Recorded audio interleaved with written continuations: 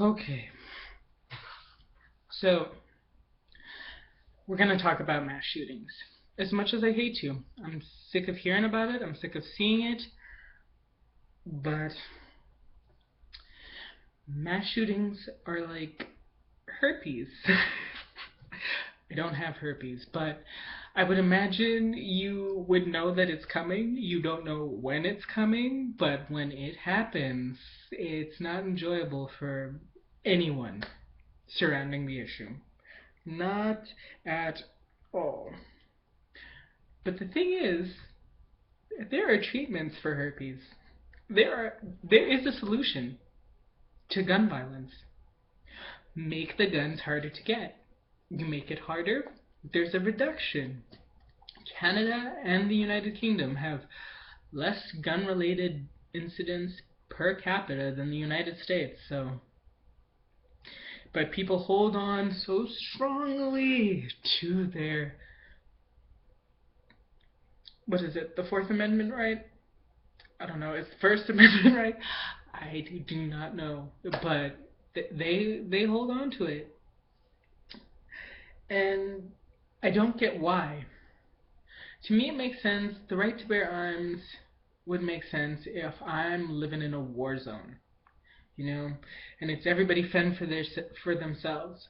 But what we're seeing when guns are easy to access is that it makes the entire system fall apart because people who shouldn't have guns have them, and instead of being proactive, we have to be reactive. They will massacre a whole bunch of people before the police can get a hold of them. There have been 336 days in the year so far and 355 mass shootings in 2015. The San Bernardino shooting at a center for people with developmental disabilities, let that sink in, was the second mass shooting that day. It's just outrageous. One, that somebody would go to a place like that and inflict harm on these people. But it seems to be a common thread, at least in the shootings that I found, that minority groups and the weak and vulnerable are the ones who are attacked, whether it's based on ethnicity, gender, being differently abled, children, you name it. There seems to be no line we will not cross. I'm just, ooh, knock on wood, but I wouldn't be surprised if you hear somebody going and shooting up an old folks' home or a hospital or, I don't know, a bunch of nuns. I really don't know. I mean, the Planned Parenthood shooting, how does that even make sense? If you're pro-life and you kill a pregnant woman, then by your logic, you've killed two people. Two people. And the guy killed 14. Assuming all of them were pregnant women, there you go. He killed 28. And 14 were injured. And if you count those fetuses as lives too, oh my goodness, we have 56 or 56 people, victims of this lunatic. And you look at the shooting at the South Carolina church. He went in to a black church and opened fire. And I don't even understand how they say he's mentally ill. He knew what he wanted to do. He's affiliated with the Klan and some other white supremacist groups. He had Nazi insignia on his clothes, the Confederate flag, the apartheid flag. That man did not like black people. You just needed to take one look at him and know. And those people embraced him into the church with open arms so that they could pray together. And he took advantage of their kindness. Now, if that's not a terrorist, I really don't know what is. Then you have the university student who shot a bunch of women on campus.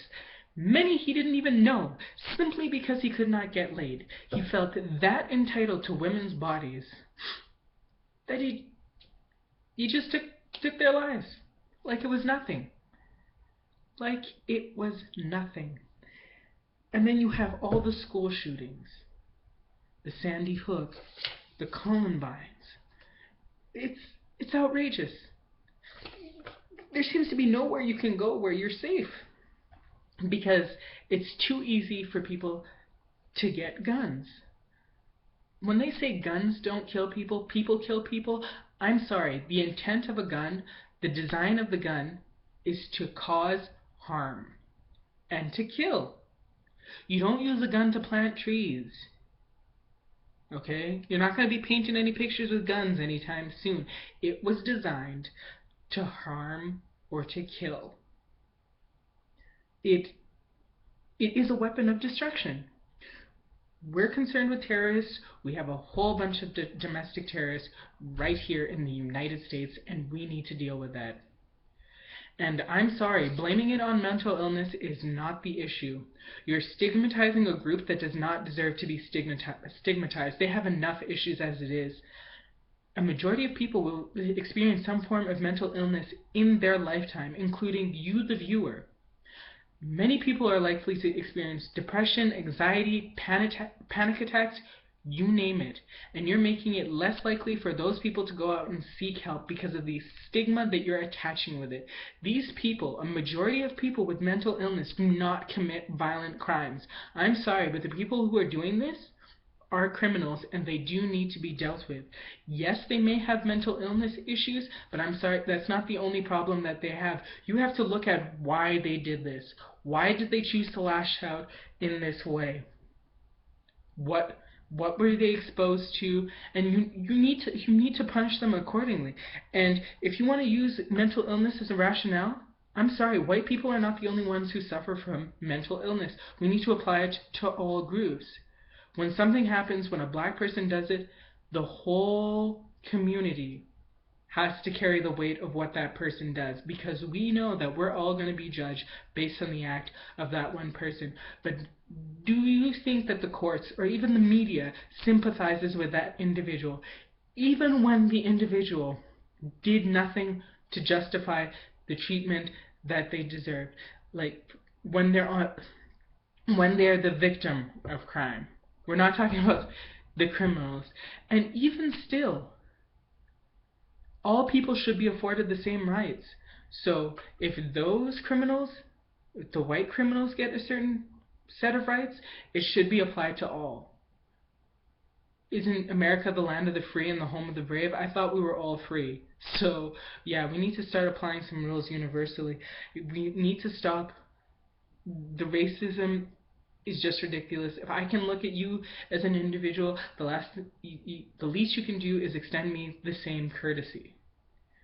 I'm a person too, just because I have some more melanin than you and share a certain background with a group of people and some ethnic features, doesn't mean that you can treat me like a second-class citizen. And that goes for people who are of the Muslim faith. The Islamophobia is ridiculous. More people die from mass shootings, the domestic terrorism we have here, than from terrorist attacks caused by Islam. And I'm sorry, the way the media blows up an Islamic extremist attack compared to a white terrorist attack is outrageous. If one is more of a threat, we should be focusing on it. You need to call these people what they are. They are terrorists. And we need to address the issue of mass shootings. It's simple.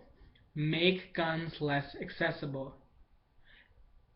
Canada and the UK, yes, deaths and murders still happen, but they're usually by more intimate forms. And usually when a murder is more intimate, one, it's harder to kill multiple people because you have to exert a lot more effort in planning. A gun is quick and easy. It takes 2 seconds to pull a trigger. You can kill somebody before you can even process the act of what you've done or what you're doing. Like, bam, oh shit, it's too late. I can't take it back. Like, and if you there's there's so many methods to go about this, but denying the problem and shifting blame is not the solution. It really isn't. The average person does not need a gun. They don't. And I don't understand how many people have to die before people get the point that maybe this right isn't worth fighting for. It should be shifted to a privilege. If you need a gun, go through the proper steps and procedures to get a gun. But if you're worried that it's going to get into the hands of the mentally ill, then you need to take the proper steps to make sure that they don't have access to it. But it doesn't take a mentally ill person to kill someone. We need to stop making excuses for these people. You can see in a lot of their manifestos, they know what they were doing. They know why they did it, regardless of if they had a mental illness or not.